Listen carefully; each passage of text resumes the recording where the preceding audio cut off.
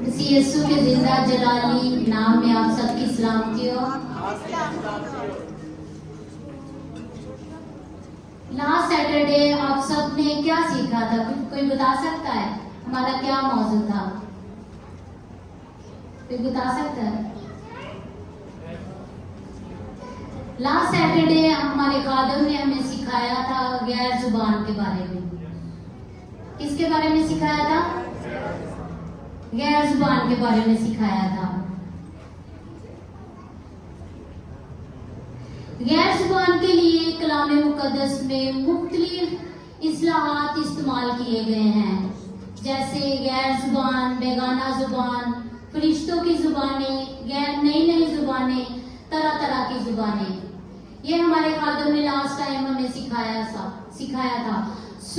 हमने ये भी सीखा था कि कलीसिया में गैर जुबान का मौजू एक बहुत ही मुतनाज़ा मौजू है, जिसमें कुछ लोग ये कहते हैं कि गैर जुबान उतरी थी पेंतिकोस्त के दिन, लेकिन वो शहीदों के शहीद होने के साथ ही शहीद हो गई, मतलब मौकूफ हो गई, खत्म हो गई।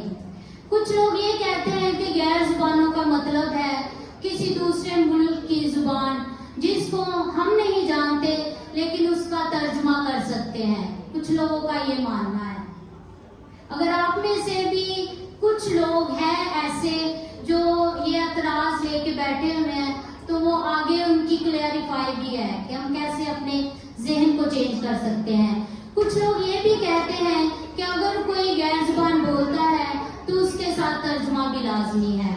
और कुछ लोगों ने तो हादी कर दी, वो कहते हैं कि जो गैर जुबान बोलता है वो रूहानी नहीं, और दूसरा जो गैर जुबान नहीं बोलता वो उनको भी गलत कहता है। जो गैर जुबान बोलते हैं उनको भी गलत कहता है। लेकिन हम गैर जुबान के बारे में कलाम मुकद्दस में से देखते हैं, कुछ जगहों में रूह कुद्दस उतरा लेकिन गैर जुबानें नहीं उतरी, और कुछ जगहों में रूह कुद्दस उतरा और उनके साथ जुबानें भी उतरी थी। जैसे कि अमाल 10 में उसकी 44 और 46 आयत में इस हवाले में हम देखते हैं कि जब पतरस रसूल के वसीला से रूह कुद्दस उतरा तो साथ गैर जुबानें भी उतरी। और दूसरा हम देखते हैं अमाल 19 बाब उसकी 6 आयत में पौलुस रसूल ने जब इफिसस की कलीसिया पर हाथ रखा तो रूह कुद्दस नाज़िल हुआ और साथ जुबानें भी उतरी। लेकिन यहाँ पे हम आगे बढ़ते और देखते हैं अमाल 9 बाब उसकी 17 आयत, इस हवाले में हम देखते हैं कि रूह कुद्दस नाज़िल हुआ लेकिन जुबानें नहीं उतरी। इसके साथ हम देखते हैं अमाल 8 बाब उसकी 14 आयत में, इसमें भी रूह कुद्दस नाज़िल हुआ लेकिन जुबानें नहीं उतरी। ये दो डिफरेंस कैटेगरीज थी, हमने देख ली है कि कैसे जुबानें उतरी और कैसे नहीं उतरी। कुछ जगहों में उतरी और कुछ जगहों में नहीं उतरी। इन हवाला जात को मैंने आपके सामने रख दिया है। अब आप पे है कि आप इसको माने या ना माने, ये आप पे डिपेंड करता है।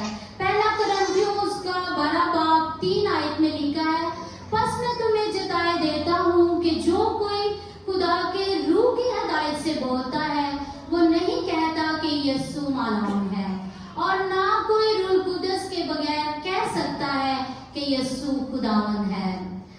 जितनों ने मसीह को अपना नजात दहिंदा कबूल किया वो रूह कुद्दस के वसीला ही से किया। हमने 4 मुख्तलिफ जुबानों के ऑपरेशन के बारे में भी सीखा था, उनके बारे में भी हमारे फादर ने लास्ट टाइम हमसे डिस्कस किया था। पहला, जो बेगाना जुबान में बातें करता है वो अपनी तरक्की करता है। दूसरा, गैर जुबान तशरीह और तर्जुमे के साथ। तीसरा, गैर जुबान में आहें भर भर कर शिफायत करना। चौथा, बेगाना जुबान गैर कौमों के लिए, बेईमानों के लिए एक निशान है।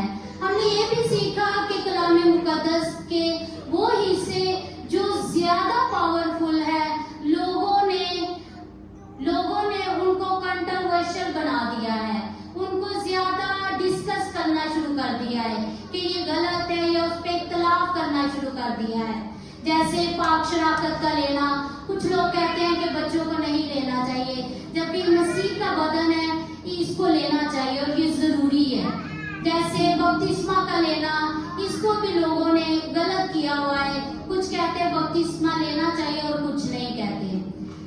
یاد رکھیں ابلیس کبھی بھی نہیں چاہے گا کہ جب ہم غیر زبان میں دعا کریں، اور جتنی آپ غیر زبان میں دعا کریں گے آپ اپنی ترقی کریں گے.